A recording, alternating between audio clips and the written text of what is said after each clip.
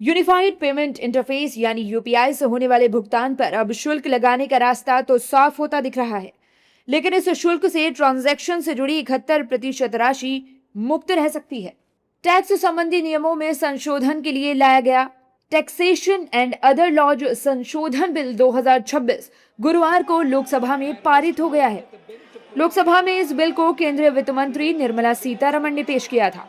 हालांकि इस बिल में इस बात का कोई जिक्र नहीं है कि यूपीआई से जुड़े किस प्रकार के या कितनी रकम के बाद के ट्रांजैक्शन पर शुल्क लगाए जाएंगे। जानकारों व वित्त मंत्रालय दोनों का कहना है कि ये आरबीआई और national payment corporation of India यानी एनपीसीआई तय करेगा। वहीं बिल के पास होने पर सियासत तेज होती नजर आ रही है। बीजेपी और उसके सहयोगी दलों के नेताओं ने इसका समर्थन किया है। देखिए, आम जनता पर इसका बोझ नहीं पड़ेगा। यूपीआई भारत में डिजिटल क्रांति लाया। व्यापारी हो, रेहड़ी वाले हो, ठपड़ी वाले हो, ठेला वाले हो, सब लोगों ने यूपीआई का इस्तेमाल करके आज देश कहाँ से कहाँ बढ़ा है।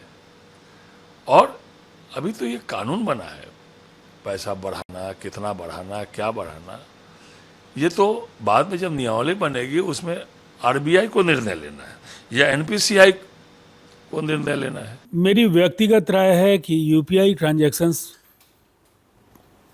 के वर्तमान व्यवस्था को अभी लागू रहने दिया जाए, क्योंकि प्रधानमंत्री जी के आह्वान पर जिस तेजी से डिजिटलीकरण की ओर देश बढ़ा, आज ज़्यादातर लेन देन यूपीआई के जरिए हो रहे हैं और ये व्यवस्था कहीं ना कहीं पारदर्शिता को सुनिश्चित करने में काफ़ी महत्वपूर्ण भूमिका का निर्वहन कर रही है।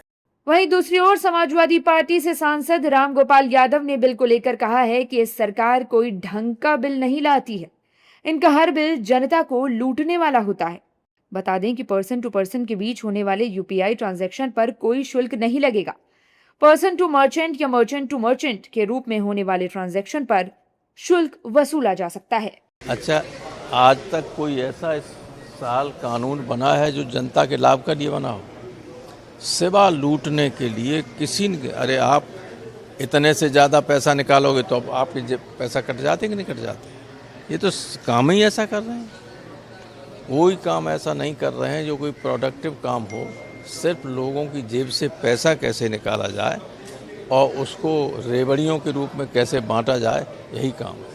वित्त मंत्रालय के आंकड़ों के मुताबिक वित्त वर्ष 2025-26 में यूपीआई प्लेटफॉर्म से कुल 24,161.69 करोड़ ट्रांजैक्शन किए गए, जिनका मूल्य 314 लाख करोड़ रुपए बताया गया है।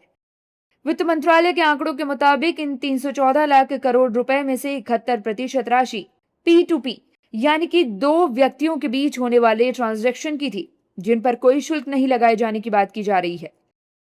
ट्रांजैक्शन की 29% राशि पर्सन टू मर्चेंट यानी कि P2M के बीच के ट्रांजैक्शन की थी, जिनमें 2000 से अधिक के यूपीआई भुगतान पर शुल्क लगेगा।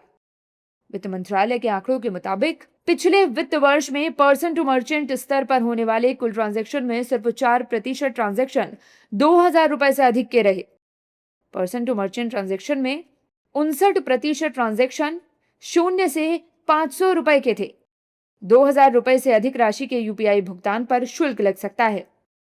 वित्त मंत्रालय के आंकड़ों के मुताबिक पिछले वित्त वर्ष में P2P स्तर पर होने वाले कुल ट्रांजैक्शन में 59% ट्रांजैक्शन 0 से 500 रुपए के बीच थे। P2P स्तर पर होने वाले कुल ट्रांजैक्शन में 20% ट्रांजैक्शन 2000 रुपए से अधिक के थे। P2P को शुल्क से मुक्त रखने की बात है, इसलिए इन पर कोई फर्क नहीं पड़ेगा। केंद्र सरकार जो taxation and other laws bill लेकर आई है, उसके जरिए payment and settlement system act 2007 में संशोधन किया जा रहा है, जिसके तहत यूपीआई ट्रांजैक्शन पर बैंक या कोई भी वित्तीय संस्थान अभी शुल्क नहीं लगा सकता है। जानकारों का कहना है कि बैंकों को यूपीआई सेवा का संचालन करने में सालाना करीब 10,000 करोड़ रुपए खर्च करना पड़ता है। अभी 700 से अधिक बैंक व वित्तीय संस्थान यूपीआई सेवा मुहैया कराते हैं। वहीं मिली जानकारी के मुताबिक शुल्क मिलने से बैंकों को यूपीआई ट्रांजैक्शन प्रणाली को मजबूत बनाने में मदद मिलेगी। बैंक उस रकम को यूपीआई ट्रांजैक्शन साइबर सुरक्षा पर खर्च कर सकेंगे। बता दें कि यूपीआई ट्रांजैक्शन पर शुल्क की दर क्या होगी, इसका बिल में अभी कोई जिक्र नहीं है। आरबीआई व एनपीसीआई की तरफ से भी इस पर अभी कोई निर्णय नहीं लिया गया है।